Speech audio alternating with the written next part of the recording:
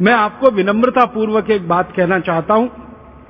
आप चिकित्सक के रूप में अपना क्लिनिक चलाते हैं, वहां तक तो ठीक है, लेकिन जब आप अपना घर चलाने के लिए सब्जी बाजार जाते हैं और सब्जियां खरीद कर लाते हैं, और सब्जियों के साथ साथ कभी आप फल खरीद कर लाते हैं, आपने कभी अंगूर खरीदा होगा बाजार से, काला अंगूर खरीदा हो या सफेद अंगूर खरीदा हो, तो अंगूर को आप ध्यान से देखेंगे तो आपको लगेगा कि उस पर सफेद सफेद रंग का कोई पाउडर चिपका हुआ है, और इतना जबरदस्त चिपका हुआ है कि उसको एक बार पानी से धो लो तो भी नहीं छूटता, 2 बार धो लो तो भी नहीं छूटता, 3 बार धो लो, 4 बार धो लो, 5 बार धो लो, 10 बार धो लो, 50 बार धो लो, 100 बार धो लो तो भी नहीं छूटेगा, क्योंकि वो ऑक्सैलिक एसिड का पाउडर है।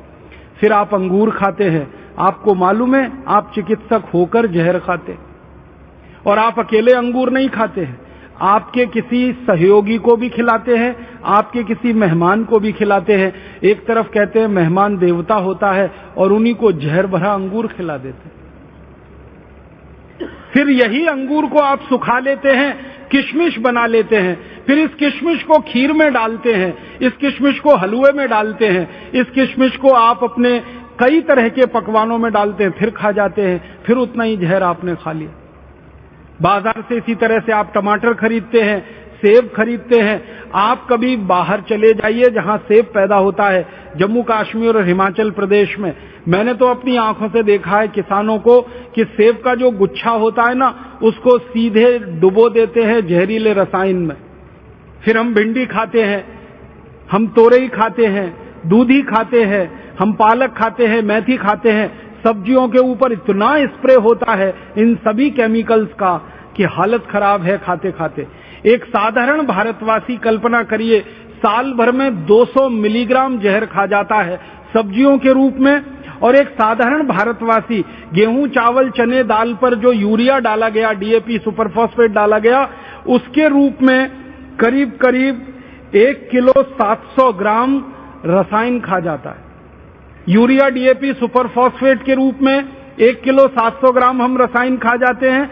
एंडोसल्फान, एल्डिकार्ब, लिंडेन के रूप में 200 ग्राम और खतरनाक जहर खा जाते हैं। माने साल भर में लगभग 2 किलोग्राम जहर हमारे शरीर में जा रहा है। फिर इस जहर को बाहर निकालने के लिए भगवान ने आपका जो तंत्र बना रखा है, उसको क्या अतिरिक्त काम करना पड़ रहा है, और वो काम करते करते आपका तंत्र फेल हो जाए, आपकी किडनी फेल हो जाए, आपका लीवर खराब हो जाए, आपकी जिंदगी बिल्कुल मौत के मुंह में समा जाए, तो कौन जिम्मेदार है उसका? जिम्मेदार तो वो कंपनियां हैं जिनकी संख्या लगभग 1000 से ज्यादा है, जो अपने स्वार्थ की पूर्ति के लिए इस मौत के व्यापार को भारत में चला रहे हैं, और पूरे भारत को धीरे धीरे अंधे कुएं की तरफ धकेलते चले जा रहे। आप बोलेंगे ये मौत का व्यापार खाली भारत में चल रहा है? नहीं, दुनिया के बहुत सारे गरीब देशों में चल रहा है, भारत उसमें से एक है।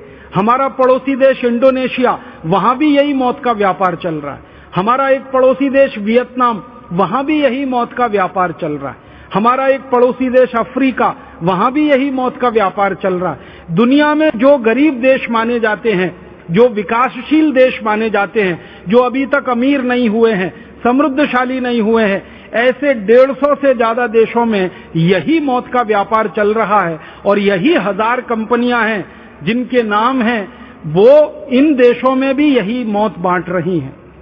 और इन सभी देशों में एक ही तर्क चलाया जा रहा है, कृषि उत्पादन बढ़ाना है, अनाज को खराब होने से बचाना है, इसलिए ये सारा जहरीला रसायन खेतों में डालना है। अब जब इन कंपनियों को यह कहा जाता है कि उत्पादन अगर कृषि का बढ़ाना है और अनाज को खराब होने से बचाना है, फल सब्जियों को सड़ने से बचाना है, तो ये काम तुम्हारे देश में क्यों नहीं करते? अमेरिका में क्यों नहीं ये जहर बना के बेचते? कनाडा में ये जहर बना के क्यों नहीं बेचते? जर्मनी और फ्रांस में ये जहर क्यों नहीं बिकता है? यूरोप के दूसरे देशों में ये जहर क्यों नहीं बिकता है? अगर अन्न का उत्पादन उनको बढ़ाना है भारत जैसे देशों में, तो उनके अपने देश में भी तो अन्न का उत्पादन उनको बढ़ाना होगा। हमारे भोजन को अगर उन्हें बचाना है तो उनके अपने देश में भी होने वाले भोजन को तो बचाना होगा। आप इस बात को समझ लीजिए कि उनके अपने देशों में वो जहर मुक्त खेती करवाते, अमेरिका में और यूरोप के देशों में जो किसान खेत में जहर नहीं डालते उनको 400% तक सब्सिडी दी जाती है सरकारों की तरफ से। ये 400% सब्सिडी का मतलब आपको समझाना चाहता हूं। अगर कोई किसान अमेरिका और यूरोप में $100 का उत्पादन करे और उस खेत के उत्पादन में वो 1 पैसे का भी जहर ना डाले, यूरिया डीएपी ना डाले, एंडोसल्फान आदि ना डाले, तो उस किसान के $100 के उत्पादन को सरकार $400 में खरीदती है, ज्यादा कीमत दे के खरीदती है। $100 के उत्पादन को $400 में खरीद लेते हैं, फिर दुनिया भर के देशों में उसको वो बेचते हैं, ये अलग बात है। तो अपने देश में यूरोप और अमेरिका के किसानों को वो कहते हैं कि जहर मुक्त खेती करो, विष मुक्त खेती करो, खेत में जहर मत डालो और ज्यादा पैसा ले लो सरकार से। और वही देश की कंपनियां भारत में आकर उल्टा काम करती हैं, जहर युक्त खेती कराती हैं, विष युक्त खेती कराती हैं और हमारे खेतों की धमनियों में, हमारी धरती माता की धमनियों में इतना जहर डलवा दिया है कि आपके खून में, मेरे खून में, भारतवासियों के खून में ये जहर आने लगा है। हमारे देश में कई वैज्ञानिक संस्थाओं ने तो यहां तक रिसर्च करके बताया है कि माताओं के दूध में अभी एंडोसल्फान पाया गया है, माताओं के दूध में एलडी कार्ब पाया गया, माताओं के दूध में लिंडेन निकला है, माताएं अपने नौनिहाल बच्चों को जो दूध पिलाती हैं उसमें ये जहर पाया गया है। आप सोचिए कि ये जहर कितने बड़े पैमाने पर, कितने बड़े स्तर पर हमारे देश के लोगों के स्वास्थ्य के साथ खिलवाड़ कर रहा है। बहुत बड़ा मौत का व्यापार।